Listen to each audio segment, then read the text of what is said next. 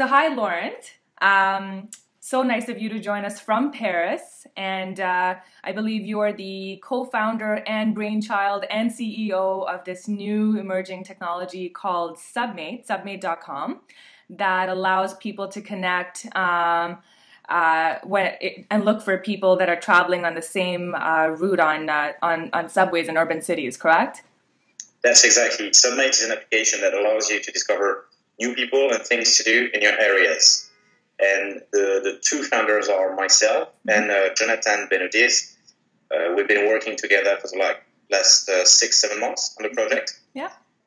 And the concept is pretty simple. You save your regular commute, like going from your home to your work, going from home to your regular area where you go out. And Submate will tell you all the people you could meet in those areas and all the things you could do, like concerts, restaurants, cool deals, events, local news in those areas. Oh, great. So the whole premise is, you spend whatever, an hour a day, 2 hours a day traveling on the subway, and sometimes you have friends, sometimes you don't. It's just a cool way to meet other people. But is there a way that you can sort by interest or things like that? So maybe I don't want to meet a guy that's 50 years old. Maybe I want to meet a girl who's 30 years old like me, who likes music. Is there a way to do something like that? It's coming down the pipe. The idea is really that the subway is an excuse to find your regular areas, where you live, where you work, where you go out, where you study.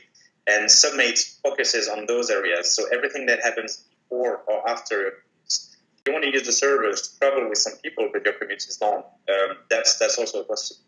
Okay. So in sorting, it's coming down the pipe. But the idea is really to make it seamless, transparent to you, and bring you only the information that concerns you. So based on your interest that we pull up from Twitter, from Facebook, we're going to show it to people that have common interest or things that you like to do, like a gallery opening of travel photography, because I'm a photographer and I would love to see that. Right.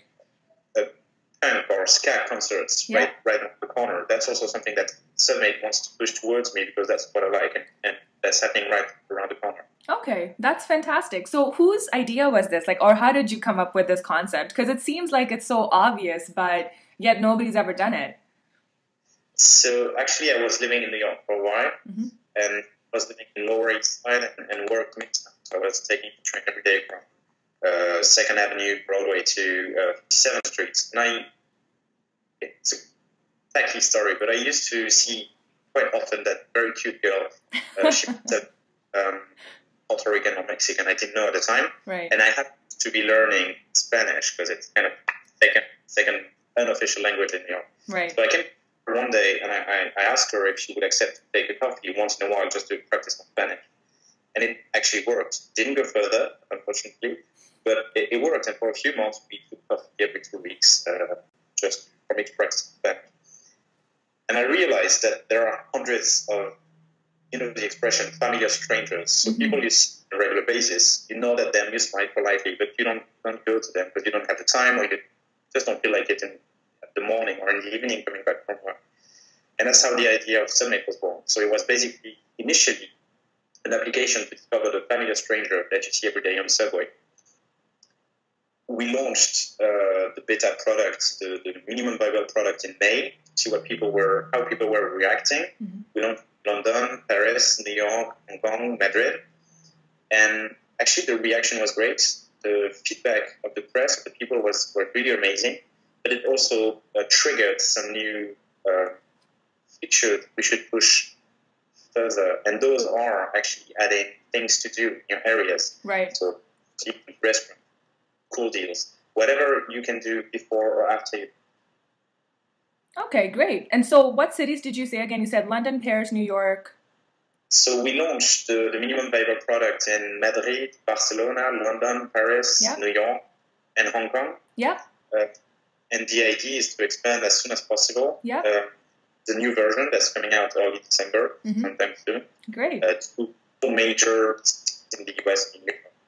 And hopefully Toronto, actually, too. Okay, good. Because that was my next question. So I live in Toronto right now, and I would love to see this in Toronto. I mean, our subway system isn't as extensive as New York or Paris, certainly, but we definitely need that here because, often I see the same people. Sometimes people from my building will walk together to the subway and we just don't even say a word. But imagine if I could find these people and say, hi, I've noticed you, I live in your building. We should submate together.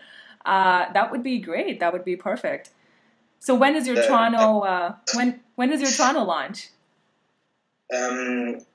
Right now we're doing a soft launch of the new version in those cities that we already cover. Yeah. And we will launch in the first trimester actually of 2011 in 60, 70 cities.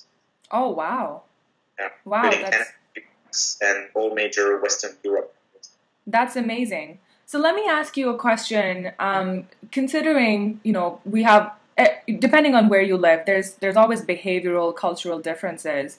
Have you seen anything apparent? Like, how do people use the platform, say, in Hong Kong versus Paris versus, I don't know, New York? I'm gonna answer the question by giving some feedback first. Sure. I've been living in New York, as I said, for 6 years. People are very outgoing. Mm-hmm. You talk to anyone, whenever, wherever you want. Yeah. I was pretty afraid that in Paris, people had the reputation and maybe are a little bit colder. It's tougher to make connections. And actually, the reaction of people was pretty amazing. And New York and Paris are both our main cities right now in terms of usage. And their behavior is pretty much the same. They try to get in touch with people that they see every day. So the motor, the engine to go to the site, the incentive to go to the site is curiosity. Mm-hmm. And at the end of the day, you exchange pretty much messages just to get in touch, discover each other, and maybe get a coffee or travel together when it's long. We have about 25% of our users that have contacted other submates, which is pretty good and pretty promising. Okay, cool. And so it's right now it's mostly a curiosity thing that's drawing people to the platform. Yeah, of course. The incentive of that is discover. For the MVP that we've launched so far, discover the familiar stranger. So of course it sparkles some interest. Yeah. And we were also wondering for the test if people would more focus on dating or whatever encounters. And actually they don't. It's really kind of enriching your life along the way, finding people to share moments before, during, or after your commutes. Yeah.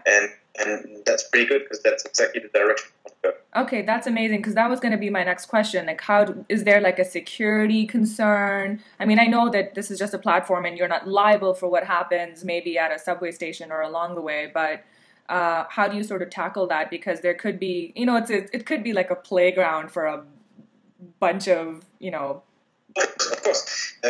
And that's another thing we wanted to test, and actually there's been absolutely no issue so far. So we've been lucky. There's one or two guys that have sent weird messages all around, and they've been kicked out and banned by the community. Right. But it's been pretty good so far. Okay. The other thing actually is that you don't give any specific information. So you give a station where you get in and a station where you get out. Yeah. It's not obligatory. It's not mandatory to give the timing, so you don't risk anything. Right. Sure. Yeah, and in any case, with like Facebook and Twitter, you already kind of know where people might live, and I think all that stuff is so public anyway that this is less invasive in that way. Exactly, and actually that's also the reason why we focus on public transportation. If you live in New York and you get out at Astor Place, East Village, it's just defines an area which is 1 mile or half mile wide, which is pretty vague. So to find someone would have to be really skillful. Yeah. It's not that checking in. When you check in a restaurant, in a bar, or other people know exactly where you are. Yeah. Or maybe where you are. Yeah. Okay, cool. One more thing. So I guess when someone meets, say 2 people meet on your platform, do you think there's a risk where suddenly the conversation will start happening perhaps in email or Facebook or Twitter, and then that takes away somewhat from the loyalty of Submate? Is that a risk that you've identified? Are you doing anything to tackle it? it would be a success. I mean, if people, and actually they do, if they take the conversation further, meet in real life, they don't need us anymore, which is, of course, sad for my statistics of the visit of the site. But I've done my job, and that's actually good for us. Right. So technically, the user is not going to be active anymore if they've found like a bunch of 5 people. They'll look for somebody else. We've seen the behavior. People come back. People come back. Good. Some people come back, and others. It's like you always like to meet more people, discover other things. So yeah, if we do if actually we do our job well, they'll come back. Okay, great. Okay, so your return rate is high. That's great. I don't know if you can comment yet on how you plan to monetize this. Can you talk to that at all? Yes, of course we can. Great. It's a bit early to say because we'll see if people like it, they go back, how much they use it. Our goal is really to make the product as perfect as possible in the coming year. How we make money, we have different ideas. We have basically amazing information about where and when our users are. I know that John Doe is at station A because he lives there, around station B because he works there. So he's there every day, every week, every month. And that's pretty much amazing information for local advertisers. Mm-hmm. They can their audience on a regular basis, daily basis, which is pretty cool. Okay. So what we do with that is that local advertising, group deals, affiliation, our own group deals. We'll see. We have many options. Okay, great. Are you guys going to do like a Facebook plugin or something eventually? It's been okay for the minimum viable product. You could sign it whether with Facebook or by creating your own